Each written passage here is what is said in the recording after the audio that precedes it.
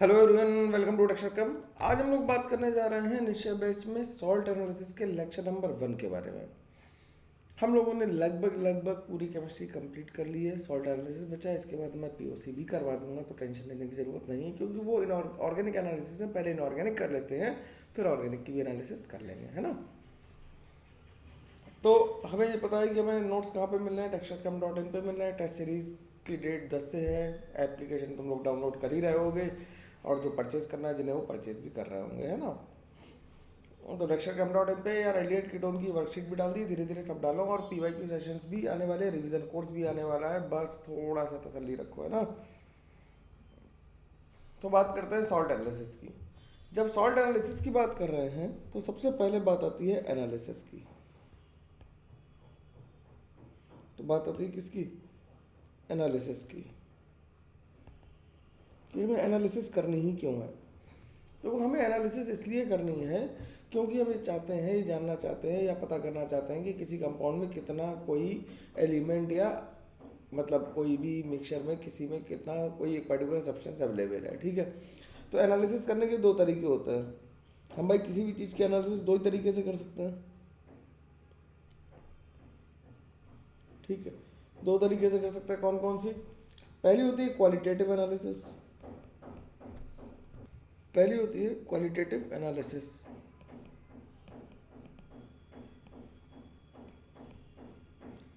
Qualitative analysis. और दूसरी होती है क्वांटिटेटिव एनालिसिस। क्या होती है? क्वांटिटेटिव एनालिसिस, ठीक। क्वांटिटेटिव एनालिसिस का मतलब बेसिकली हम लोग कंसंट्रेशन और वो क्वांटिटी निकालने की कोशिश करते हैं। तो उसके लिए हम लोग क्या करते हैं? टाइट्रेशंस करते हैं, जिसमें हम लोग कंसंट्रेशन फाइंड आउट करने की कोशिश करते हैं कि किसी भी मॉलिक्यूल का या किसी भी अननोन सब्सटेंस का कंसंट्रेशन या मोलर कंसंट्रेशन कितना है। क्वालिटेटिव एनालिसिस में हम लोग कंसंट्रेशन पे बॉदर नहीं करते हैं, हम उसकी क्वालिटी पे बॉदर करते हैं। यानी कि हम ये चेक करने की कोशिश करते हैं कि उसकी क्वालिटी कैसी है। क्वालिटी से मतलब है कि उसका हम टेक्सचर चेक करने की कोशिश कर रहे हैं, या फिर टेक्सचर चेंज करने की कोशिश कर रहे हैं, या फिर हम लोग क्या कर रहे हैं? हम लोग कर रहे हैं कि इसकी स्मेल कैसी है या उसका कलर कैसा है, इससे सब चेक कर रहे हैं। तो हम क्या चेक करेंगे इसमें? इसमें हम चेक करेंगे colour of precipitate, colour of PPT, और स्मेल ऑफ द गैस, और सम अदर कैरेक्टरिस्टिक प्रॉपर्टी, और some other physical observable property की। उसका टेक्सचर देख लेंगे, रफ है स्मूथ है, ये सब देख के भी बता पाएंगे। तो अगर हम सॉल्ट को देखें तो सॉल्ट क्या होता है? सॉल्ट में दो चीज़ें होती हैं भाई। एनालिसिस हम समझ गए, अब सॉल्ट क्या होगा? सॉल्ट हमारे पास दो चीज़ों से बना होता है। क्या सॉल्ट दो चीज़ों से कौन कौन सी चीज़ों से बना होता है? जल्दी बताओ। कैटाइंस और एनाइंस, ठीक। कैटाइंस और एनाइंस लिख देते हैं। कैटाइंस को हम लोग कहते हैं बेसिक रेडिकल्स। कैटाइंस को क्या कहते हैं? Basic radical. बताओ भाई क्यों कहते हैं? और एनाइंस को कहते हैं एसिडिक रेडिकल्स। कैटाइंस को बेसिक और एनाइंस को एसिडिक रेडिकल क्यों कह रहे हैं? क्योंकि जब कैटाइन का टेस्ट करते हैं तो बेसिकली हमें एसिड के साथ ट्रीट करना पड़ता है, तब कैटाइन टेस्ट होता है। बेस के साथ ट्रीट करना पड़ता है, इसलिए इन्हें बेसिक कह रहे हैं। और एनाइंस को हम लोग एसिड के साथ ट्रीट करते हैं, इसलिए इन्हें एसिडिक रेडिकल कहते हैं। तो लिख देते कैटाइंस के नीचे लिख देते they react with base.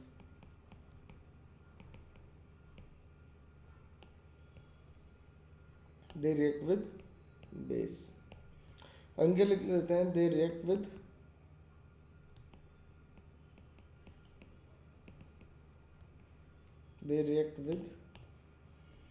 acids to give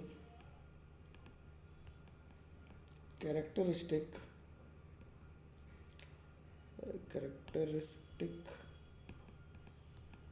property, ठीक। तो इसलिए इन्हें एसिडिक और बेसिक रेडिकल कहते हैं। कितने लोगों को ये बात पता थी? बताना कि भाई कैटाइंस को ही बेसिक रेडिकल क्यों कहते हैं? क्योंकि उनका टेस्ट हम लोग बेस से करता है। एनाइंस को इसलिए कहते हैं क्योंकि उनका टेस्ट हम लोग एसिड से करते हैं, ठीक है।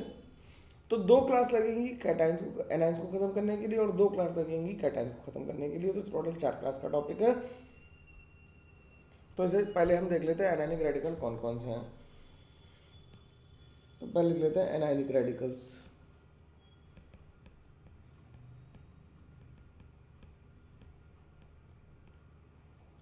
एनायनिक रेडिकल्स में नंबर 1 पे ग्रुप 1 में कौन है? ग्रुप 1 में कौन है? ग्रुप 1 में है CO3 2 minus carbonate sulphide sulphite NO2 minus और एसीटेट माइनस, ठीक। इनका जो ग्रुप रिएजेंट है वो dilute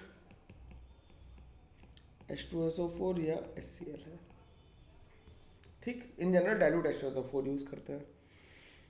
number 2 is group 2। Number 2 is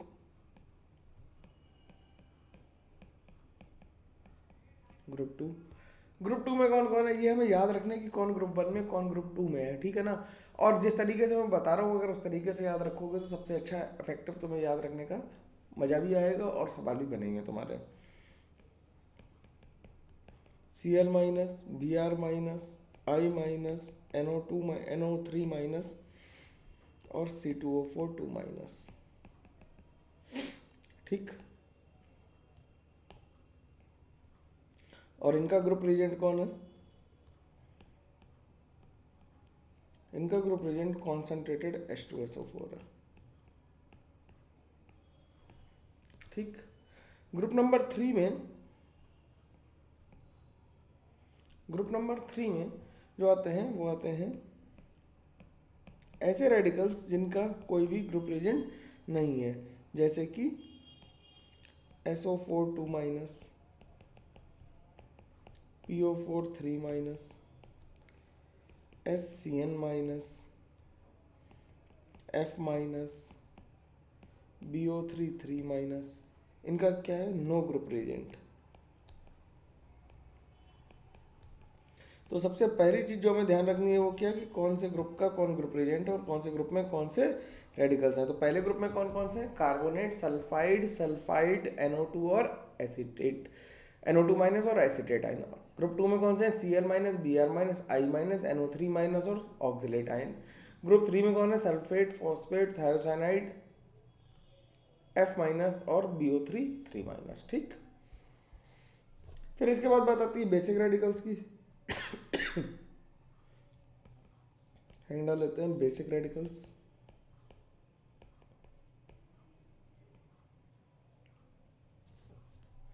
basic radicals में ग्रुप नंबर 1 में कौन कौन है भाई? ग्रुप नंबर 1 में है Ag प्लस, Pb2 प्लस और Hg22 प्लस है, मर्क्यूरस आयन है। इनका जो ग्रुप रिएजेंट है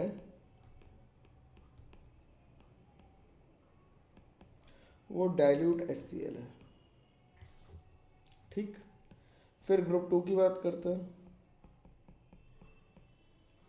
ग्रुप 2 में कौन कौन है? ग्रुप 2 को 2 पार्ट में तोड़ते हैं। ग्रुप 2A में कौन है? Copper 2 plus, cadmium 2 plus, Bi+3, Pb2 plus और Hg2 प्लस। देखो भाई Pb2 प्लस को 2 जगह रखा गया, इसका ध्यान रखेंगे, ठीक।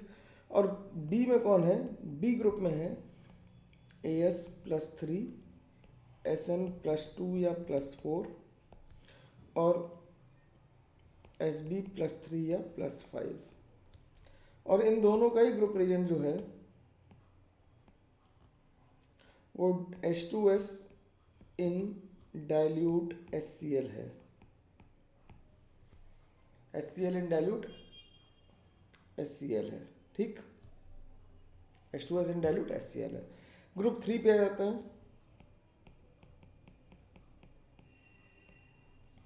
ग्रुप 3 में है एल्यूमिनियम, क्रोमियम 3 प्लस और आयरन +3।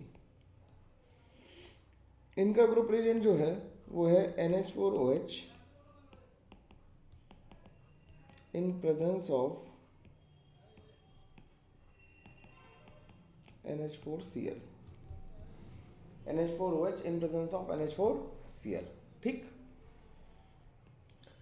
ग्रुप 4 क्या है? ग्रुप 4 है क्या? Zn2 प्लस Mn+2 CO+2 और निकेल+2। इसका ग्रुप रिएजेंट क्या है?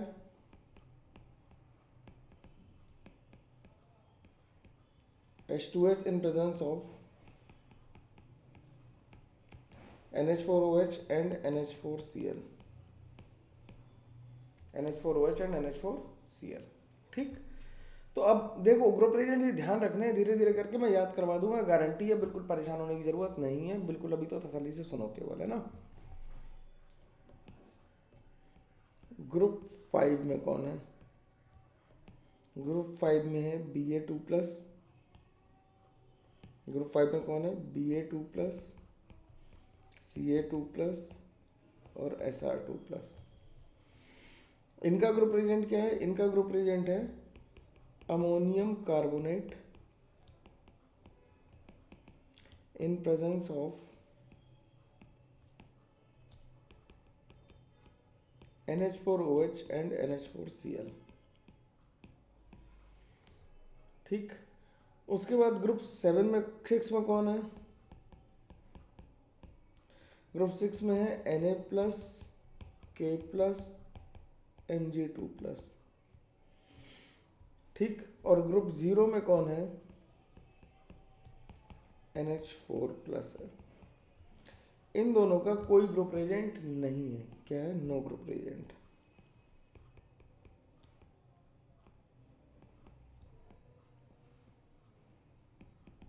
ठीक, इनका कोई ग्रुप रिएजेंट नहीं है। ठीक, ये जो टेबल बनाई है कि कौन से एलिमेंट को हम कहाँ पे प्लेस करेंगे, ये पूरी टेबल बनी है on the basis of what? Solubility product. ये किस पे बेसिस है? पूरी सॉल्युबिलिटी प्रोडक्ट पे है। तो लिख देते हैं दिस टेबल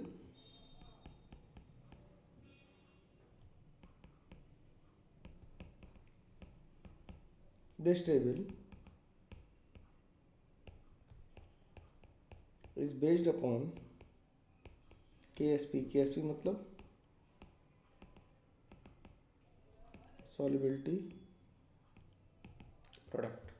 सॉल्युबिलिटी प्रोडक्ट के बेसिस पे ये टेबल बनाई गई है। ठीक है, बात समझ में आ गई? इसमें कोई दिक्कत नहीं है। तो अब हम लोग एक एक करके एसिड रेडिकल को करना शुरू करते हैं और उसके बाद फिर धीरे धीरे आगे बढ़ेंगे।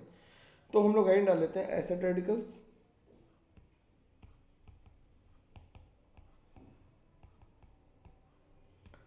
एसिड रेडिकल्स में सबसे पहले करते हैं ग्रुप 1,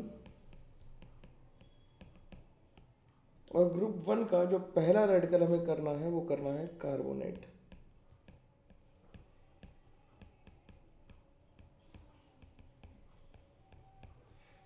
अब हम लोग कार्बोनेट के बारे में डिटेल में डिस्कशन करेंगे, तो जरा ध्यान से। तो पहले लिखते हैं कार्बोनेट्स के बारे में solubility.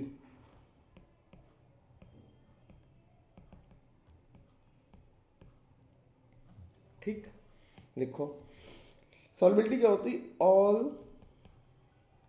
The normal carbonates with exceptions of alkali metals and ammonium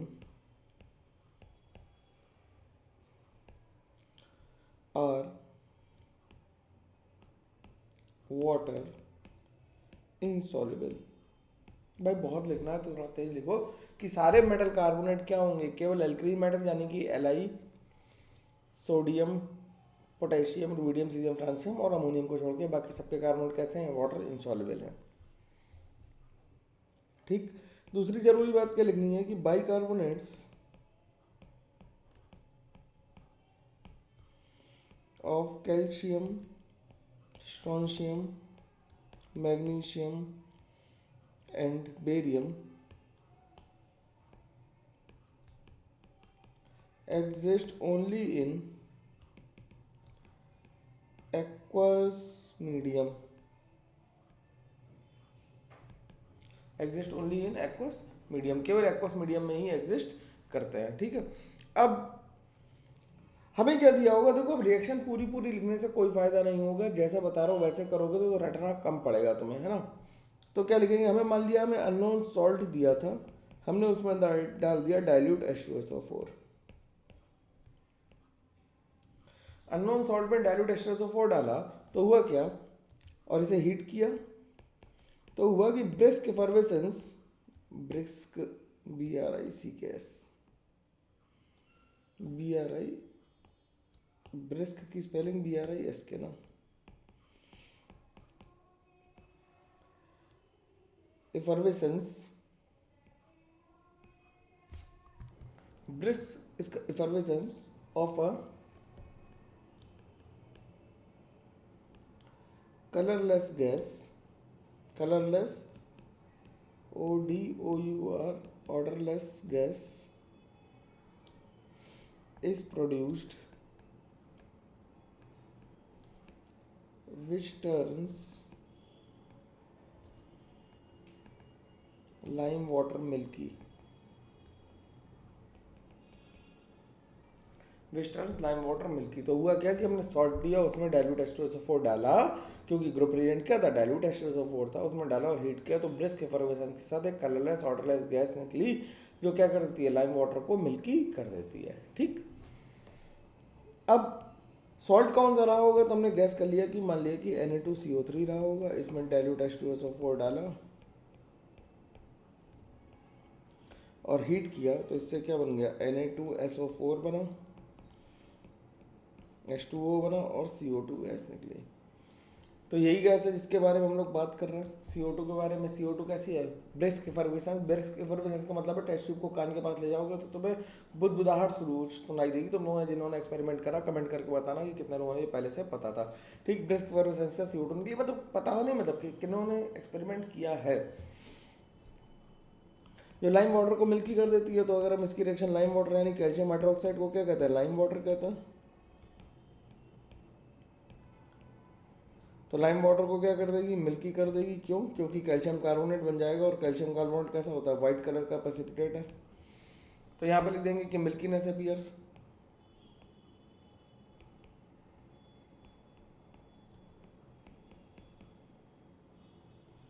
milkiness appears. अब ये मिल्कीनेस को हम डिसअपियर करना चाहते हैं तो इसमें CO2 और वाटर एक्सेस में और डाल देते हैं, तो क्या हो जाएगा, कैल्शियम बाइकार्बोनेट बन जाएगा। और बाइकार्बोनेट कैसा होता है, सॉल्युबल होता है। बाइकार्बोनेट सॉल्युबल होता है तो मिल्कीनेस डिसअपियर हो जाएगी। क्या हो जाएगी, मिल्कीनेस डिसअपियर हो जाएगी। तो यहाँ से हमारा क्या हुआ कि हमारी CO2 कन्फर्म हो गई, यानी कार्बोनेट कन्फर्म हो गया। लेकिन हम लोग तो क्योंकि थ्योरेटिकली पढ़ रहे हैं तो हम लोग और ज़्यादा रिएक्शन देखेंगे। कौन सी, कि अगर हम CO2 को बराइटा वाटर में डाल दें, किस में डाल दें,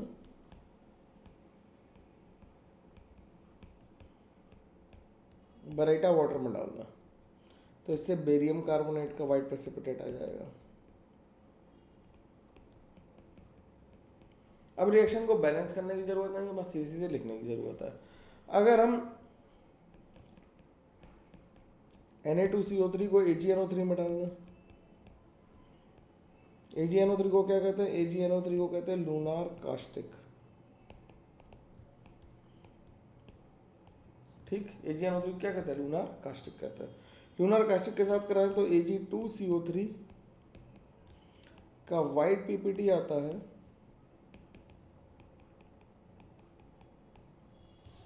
Ag2CO3 का क्या आएगा, वाइट PPT आएगा। बैलेंस अभी कर दे रहा हूँ, वैसे करूँगा नहीं मैं किसी भी रिएक्शन को बैलेंस। ठीक, which is soluble in HNO3 and ammonia,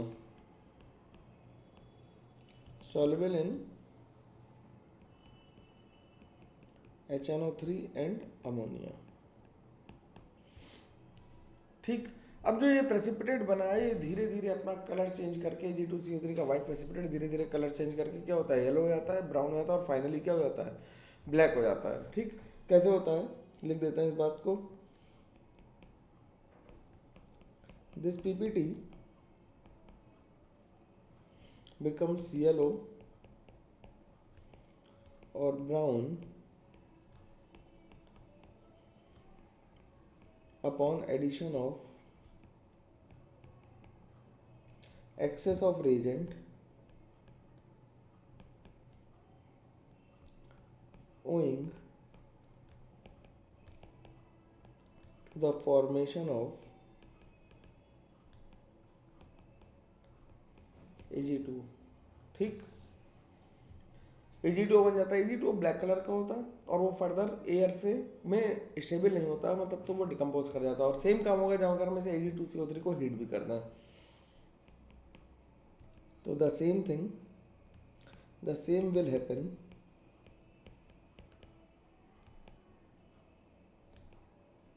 when we boil the mixture। जब हम बॉईल कर देंगे मिक्सचर को तब भी सेम ही होगा। तो क्या होगा कि Ag2CO3 को हीट किया तो इससे Ag2O बन गया प्लस CO2 बन गई। अब Ag2O थर्मली स्टेबल नहीं होता तो ये क्या करता है, Ag प्रेसिपिटेट करा देता है और हाफ O2 बन जाती है। ठीक है, सिंपल सी बात है, कोई दिक्कत की बात नहीं है। अब अगर हमारे पास बाइकार्बोनेट और कार्बोनेट का मिक्सचर आ जाए, मान लो कि हमारे पास क्या हुआ, बाइकार्बोनेट और कार्बोनेट का मिक्सचर आ गया, उस केस में क्या होगा कि जब बाइकार्बोनेट और कार्बोनेट का मिक्सचर होगा तो क्या होगा कि हमें अलग अलग सेपरेट करना है। कैसे करेंगे, तो आइन डाल लेते हैं, test of bicarbonates in presence of normal carbonates. अगर पता है तो कमेंट करके बताओ मेरे लिखने से पहले। बाइकार्बोनेट in presence of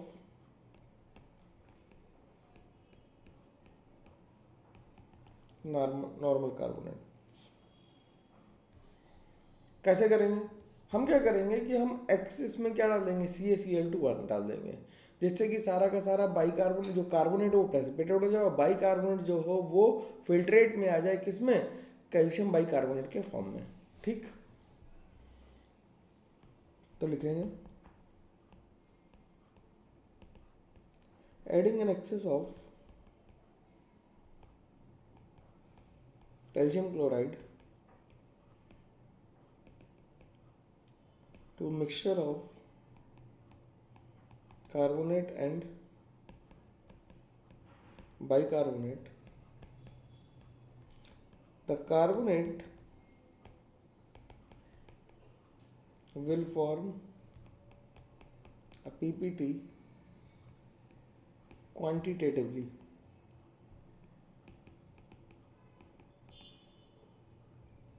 क्या करेगा, क्वांटिटेटिवली क्या बना लेगा, प्रेसिपिटेट बना लेगा। तो CO3 2 माइनस जितना भी Ca2 प्लस से रिएक्ट करेगा सबसे क्या बना लेगा, कैल्शियम कार्बोनेट का प्रेसिपिटेट। अब हम क्या करेंगे, जो प्रेसिपिटेट आया उसे क्या कर देंगे, सबको फिल्टर कर देंगे, प्रेसिपिटेट को क्या कर देंगे, फिल्टर कर देंगे। जैसे ही प्रेसिपिटेट फिल्टर होगा और उसमें फिर से क्या करेंगे, सोल्यूशन जो आएगा उसमें कैल्शियम बाइकार्बोनेट होगा, उसे हीट करेंगे, वो कैल्शियम कार्बोनेट में बदल जाएगा और उसका वेट मेजर कर लेंगे। तो लिखते हैं on filtering the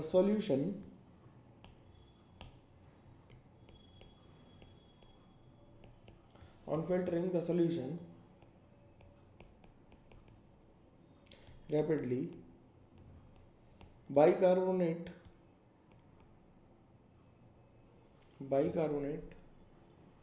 pass into filtrate।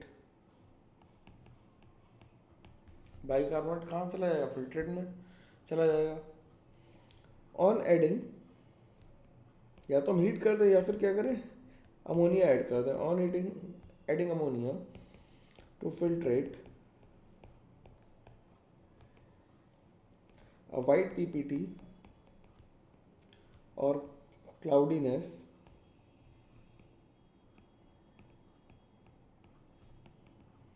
is obtained if bicarbonate is present। अगर बाइकार्बोनेट हुआ तो आएगा क्लाउडीनेस। तो बाइकार्बोनेट की रिएक्शन अमोनिया के साथ होगी तो इससे क्या आ जाएगा, कैल्शियम कार्बोनेट आ जाएगा और अमोनियम आयन आ जाएंगे। ठीक, सिंपल सी बात है, ज़्यादा मुश्किल तो है नहीं है। ठीक है, अब बात करते हैं नंबर 2 की। कार्बोनेट खत्म हो गया, अब बात करते हैं सल्फाइड की। SO3 2 माइनस मतलब सल्फाइड, ये बिल्कुल कार्बोनेट का सगा भाई जैसा ही है, लगभग लगभग सारे सेम टेस्ट देता है, लेकिन क्योंकि सल्फर फर्दर ऑक्सीडाइज हो सकता है, इसके टेस्ट थोड़े से डिफरेंट आएंगे। तो पहले लिख देते हैं सॉल्युबिलिटी।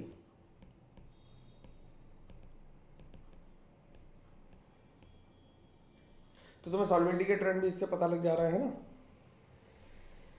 कमेंट करके तो बताना भी कैसा लगा पढ़ के, है ना। आराम से पढ़ रहे हैं, धीरे धीरे करके देखते हैं कैसा लगता है ना। अब इसमें भी जैसे कार्बोनेट कौन से थे, केवल एल्कली मेटल और अमोनियम के सॉल्युबल थे, ऐसे ही सल्फाइड भी केवल एल्कली मेटल्स और अमोनियम के ही सॉल्युबल होंगे, बाकी सबके क्या होंगे, स्पेरिंगली सॉल्युबल होंगे या फिर इनसॉल्युबल होंगे। तो लिख लेते हैं only the sulphides of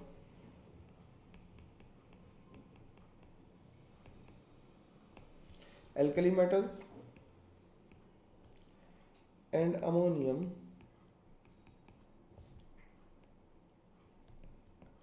are soluble in water.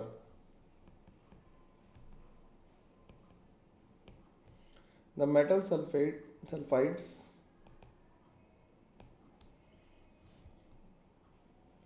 of other metals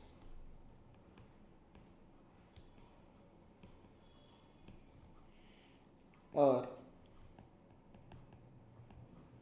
either sparingly soluble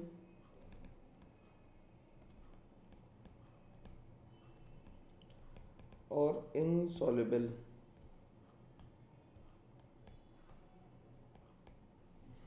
sparingly soluble or insoluble in water.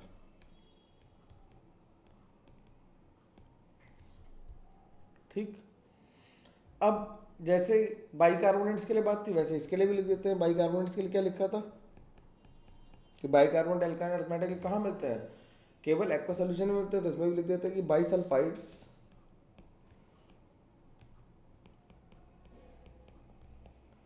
of alkali metals are soluble in water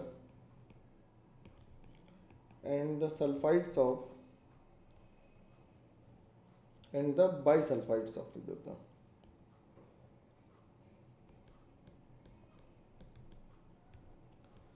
alkaline earth metals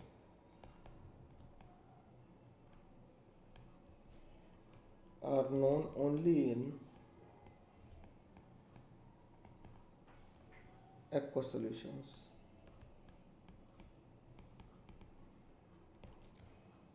ठीक है, ठीक। अब बात करते हैं, तो यहाँ पे लिखते हैं सॉल्ट प्लस डाइल्यूट H2SO4। तो फिर से अपनी रिएक्शन लिखते हैं, क्या हुआ होगा। अब इसमें गैस कैसे निकलेगी, कलरलेस निकलेगी, लेकिन ऑर्डरलेस नहीं निकलेगी।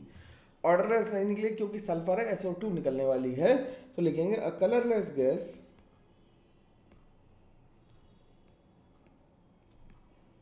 with brisk effervescence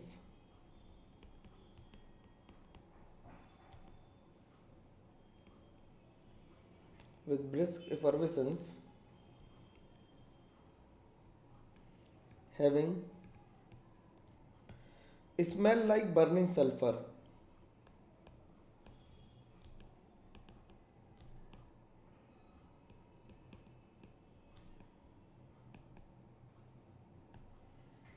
smell like burning sulphur, तुमने अभी पटाखे जलाए होंगे दिवाली पे, वो वाली स्मेल होती है, वो बर्निंग सल्फर की स्मेल होती है। Is produced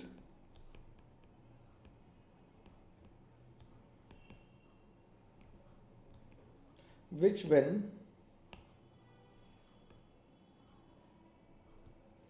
passed into lime water turns it milky. Simple है, वही है, बस इसमें क्या हुआ, कार्बोनेट से सल्फाइड को डिस्टिंग्विश कर रहे थे, तो इसमें जो हमारी जो गैस की स्मेल थी वो कैसी थी, वो बर्निंग सल्फर की थी, और कार्बोनेट में कैसी थी, ऑर्डरलेस थी। ठीक, तो रिएक्शन लिख देते हैं कि मान लिया क्या हुआ, Na2SO3 था, डाइल्यूट H2SO4 से रिएक्शन हुई तो Na2SO4 बन गया, H2O बन गया और SO2 बनी, और SO2 की ही बात है सारी, है ना। SO2 को लाइम वाटर में डाला, SO2 को लाइम वाटर में डाला तो लाइम वाटर कैसा हो गया, मिल्की हो गया, और फर्दर SO2 और H2O पास कर दिया तो बाई सल्फाइड बन गया, और ये कैसा हो गया, मिल्कीनेस डिसअपियर हो गई।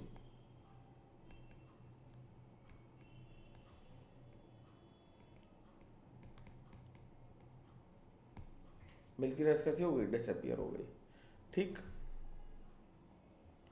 अब कार्बोनेट और CO2 को, कार्बोनेट और सल्फाइड को अलग अलग करने के तरीके, यानी SO2 को CO2 से डिफ्रेंशिएट कैसे करें, इसके बारे में बात करनी है। तो SO2 को जब हम Cr2O7 2- के साथ H+ के साथ ट्रीट कराते हैं तो ये पहले कैसा रंग का था, ऑरेंज कलर का था, ये क्रोमियम+3 में ग्रीन कलर का हो जाता है, और SO4 2- या फिर SO3 बन जाती है। ठीक, लेकिन जब CO2 के साथ इसे ट्रीट करा जाता है तो नो रिएक्शन, सोल्यूशन ऑरेंज का ऑरेंज ही रह जाता है। ठीक, तो ऐसा क्यों हुआ, क्योंकि सल्फर +4 से +6 में जा सकता था, लेकिन कार्बन +4 में पहले से ही है, +6 में नहीं जा सकता, क्योंकि कार्बन की हाईएस्ट ऑक्सीडेशन स्टेट कितनी है, +4 है। बात समझ में आनी चाहिए, तभी मजा आएगा, नहीं तो रटते रटते तो बोर हो आएगी, है ना। चलो भाई आगे बात करता हूँ। अब SO2 की रिएक्शन अगर हम IO3- से करा दें तो इससे I2 बन जाएगा, SO4 2- बन जाएगा और H+ बन जाएगा। ठीक, ये ब्लू कलर के वेपर्स होंगे क्योंकि ये आयोडीन है, ब्लू या वॉयलेट लिख सकते हैं। और SO4 3- को अगर हम BaCl2 से ट्रीट करा दें तो BaSO3 का वाइट प्रेसिपिटेट आता है विच डिजॉल्व्स इन HCl,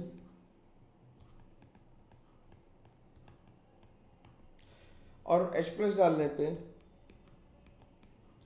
ये फिर से Ba2+ बना देता है और SO2 को फिर से रिलीज कर देता है, तो वही सफोकेट, मतलब क्या कहते हैं, बर्निंग सल्फर की स्मेल आएगी। अब BaSO3 जो होता है वो थोड़ी देर खड़े रहने पे, ठीक, जो क्या होता है BaSO4 होता है वो थोड़ी देर खड़े रहने पे, यानी कि थोड़ी देर अगर ऑन स्टैंडिंग उसे रख दें सही, तो धीरे धीरे BaSO4 में कन्वर्ट हो जाता है। ठीक, तो लिख देते हैं BaSO3 on standing it slowly oxidized to sulphate. मतलब क्या हो रहा है कि BaSO3 एयर से ऑक्सीजन लेके BaSO4 बना दे रहा है, जो कि फिर से वाइट प्रेसिपिटेट है। तो हमें वाइट से वाइट में अंतर कैसे पता लगेगा भाई, अब ये इनसॉल्युबल इन H+ है, वो कैसा था, सॉल्युबल था, ये इनसॉल्युबल इन H+ है। तो अगर हम Br2 वाटर ले लें, Br2 वाटर कैसा है, माइल्ड ऑक्सीडाइजिंग एजेंट है, ये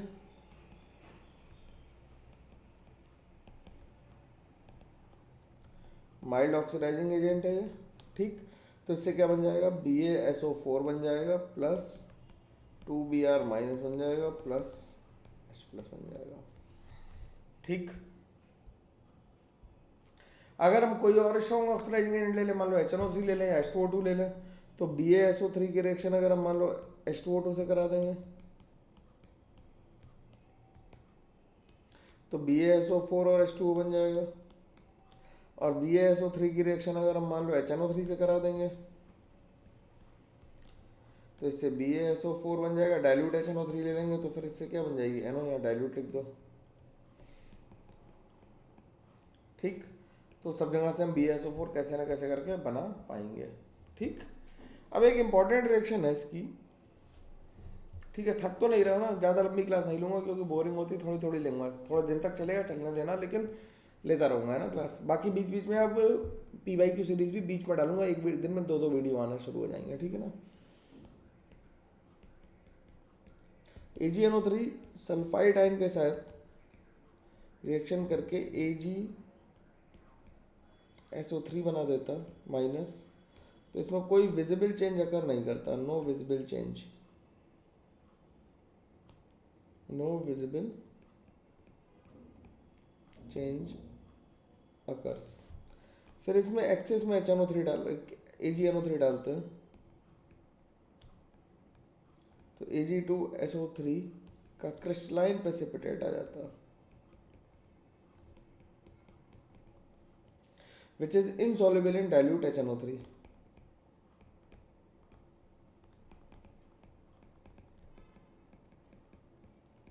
which is insoluble in dilute HNO3। फिर इसकी रिएक्शन कराते हैं SO3 2 माइनस से, तो इससे फिर से AgSO3 माइनस बन जाता है। फिर इसे बॉईल कर देंगे तो इससे Ag grey to black colour का